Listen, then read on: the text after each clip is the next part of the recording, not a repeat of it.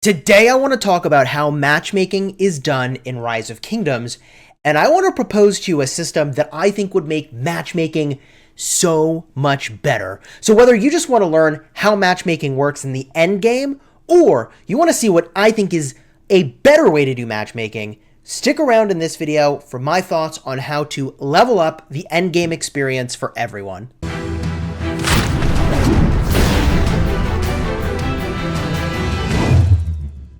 Hello my friends and welcome back. I'm Chisgule Gaming and I'm hyped to talk about KvK Matchmaking, in part because my restart account just got matched into KvK, which you see on the screen. And we're fighting some strong Imperium kingdoms, and that includes 1671, but this video is really not about my restarts matchmaking. That's probably topic for another day. In fact, I'll be live streaming when I enter into KvK, and the Nile KvK format has changed. So if you want to see the new changes to the Nile KvK format and this KvK that I'll be playing in, consider subscribing to the channel, and thank you in advance for throwing a like on the video. For those of you noticing, my surroundings are a little different, by the way. I'm spending a bunch of time this week with family. I'm recording in several different studios, and so here we are. So in this video, I want to do the following things. First of all, we're going to talk about why it matters that matchmaking is done well, for which kingdoms you get paired to fight with in KvK. Then we're going to talk about what happens today. How does it work? Very briefly, because I know a lot of people know this. And lastly, we'll talk about how I think it should work. And you can always just use the timestamps in the description to jump to whichever part you're most interested in. So let's talk about why this matchmaking matters so much. Because at the end of the day, it determines who it is you're going to fight against and is your core experience. I'll tell you, my best time in Rise of Kingdoms so far was the rivalry KvKs we had against 556. It was honestly a little frustrating at the time to be fighting the same kingdom over and over again, but the drama and the story was, I think, second to none as far as my experience goes playing this game. It was the best. And it's crazy to say that now, to look back on those days and go, man, that was actually really exceptional what we had going. But it was, and it's so rare and borderline impossible to recreate that same situation today. But what happens on the other side of things when matchmaking is not going well? And what happens then is that you either get a long run of no match found, you could potentially get a bunch of bad matchups where you very much overpower your opponent, or you're very much overpowered, which makes the game no fun to play. And I love this game, right? But what I'm saying is that the matchmaking is absolutely essential to whether or not you continue playing. Because if you can't get good matches, literally, what's the point? I mean, the end game is fighting other kingdoms, so the matching has to be very, very good. It's the most important thing that will drive continued playing through the end game, especially when you factor in, the fact that it takes $1,500 to rush your technology if that's what you're doing, and the crystal technology is so expensive, and KvK pops are so infrequent. They have to be good matches every single time. And let's talk about that for a second, because in this game, how does matchmaking work today? Well, you queue up for KvK, and maybe I can show this on my main. I don't know if we're in a matchmaking cycle right now, but you queue up for KvK. You get to pick which format you want. KvK pops are every couple weeks, and the problem with KvK matching today is that too many kingdoms are spread too far apart.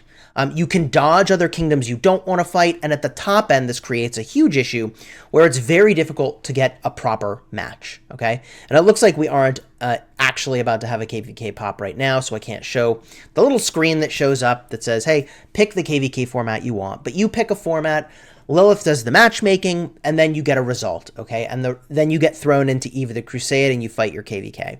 So what I would propose is that this system has a couple flaws. And although I love the choice, okay, which includes like, hey, when are we going to actually queue up for KvK? And you can manage, let's make sure we don't fight on Thanksgiving or Christmas or whatever holiday is going on, right? You can plan stuff out. You can have time to recover if your kingdom wants it. I will argue that you could make this experience better. And so what would that look like? I will argue the goals for the matching system should be as follows, and you tell me your thoughts, okay? Tell me your thoughts in the comments. I think matchmaking should make the biggest pool of kingdoms possible to get the fairest possible matchmaking and to eliminate the ability to dodge other kingdoms in your weight class. And we'll talk about those weight classes in a second here. I also think that you should make it so everyone has the same length of off-season. So there's no complaining about what's in people's bags because, okay, some kingdoms may have easier or harder KvKs, but everybody has the same amount of downtime. And I think that downtime should be very limited. Look, I play a lot of games, and I play a lot of games specifically in this genre, and I feel very fortunate that for a number of these games I have the opportunity to be sponsored. And in one of these games that I play, I've had 6 KvKs in the last 3 months. And I had only 1 week in the home kingdom tops, right? The pace of KvKs in Rise of Kingdoms is so infrequent and so slow that every KvK has to be a banger. And that's a part of the reason why I think we just got to really cut down the downtime, where you're just kind of chilling in home kingdom doing not much, okay? So this brings up the question of, okay, Hotshot, okay, Chisgule, like, what do you think it should do? How should this matchmaking system work? Well, I think it's actually, in my opinion, very simple. I think that all kingdoms in the endgame should pop for KvK at the same time. Eliminate entirely the ability to dodge or avoid kingdoms that are in your weight class. If a kingdom's in your weight class, you should be ready to fight them, okay? And the other thing is that we do need to talk about weight classes. The game already divides you into classes today.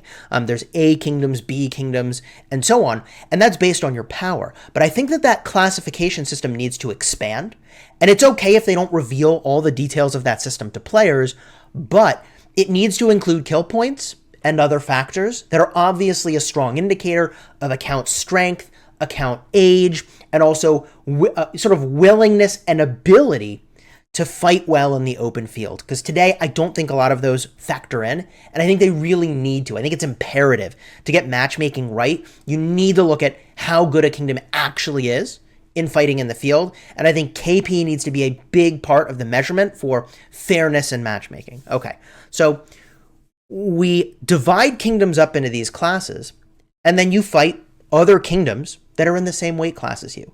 Remove the whole situation where you have some kingdoms that are like A tier pairing up with B tier, or you stuff a bunch of C tier kingdoms into an A tier kingdom war camp to try to balance stuff out. Look, just have kingdoms that are tiered appropriately, and then one kingdom per war camp. Easy. Just make it easy, okay?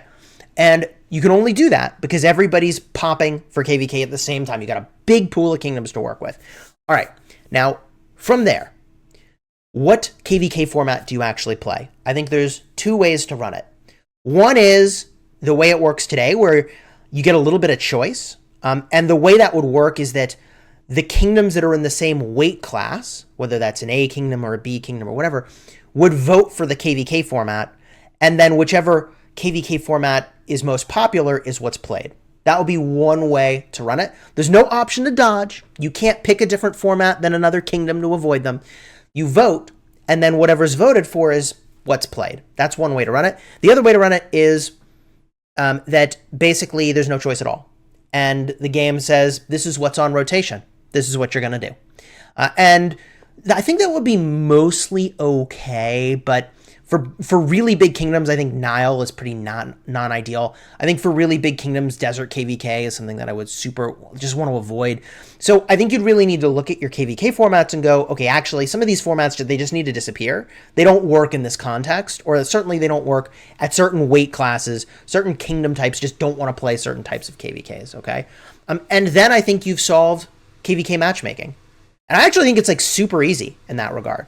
So why does this solve KvK matchmaking? Well, you can't dodge people anymore. Every kingdom that is at the same approximate power can get matched together. There's no dodging, there's no avoiding. So you get better, more equal, more fair matchmaking because these kingdoms are all about the same size.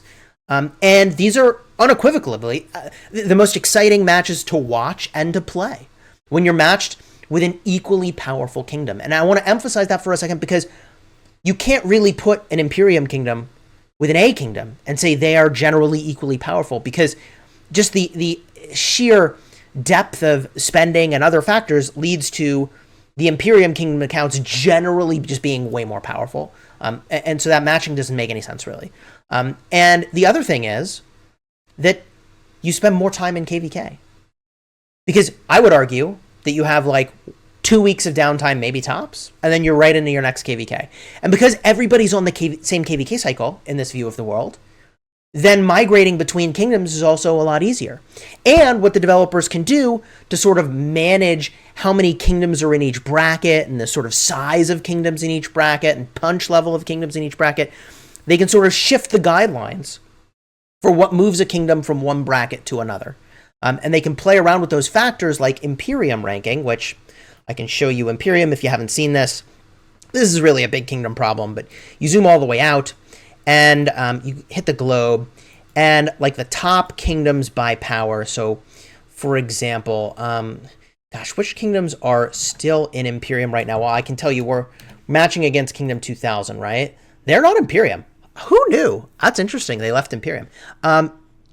1671 is Imperium. They are in the top 24 most powerful kingdoms, sort of defined by the power of the top 300 governors in that kingdom. I am proposing that the mystery magic of Imperium needs to include other factors beyond just like blindly looking at power and not accounting for other things.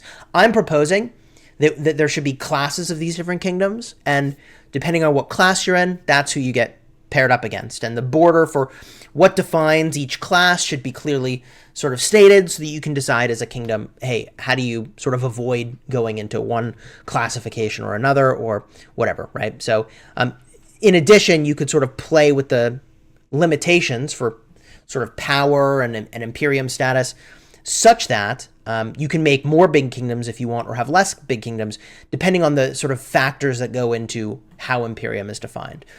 But all that to say, I think matchmaking can be better. And I think that it's important that matchmaking is really, really good.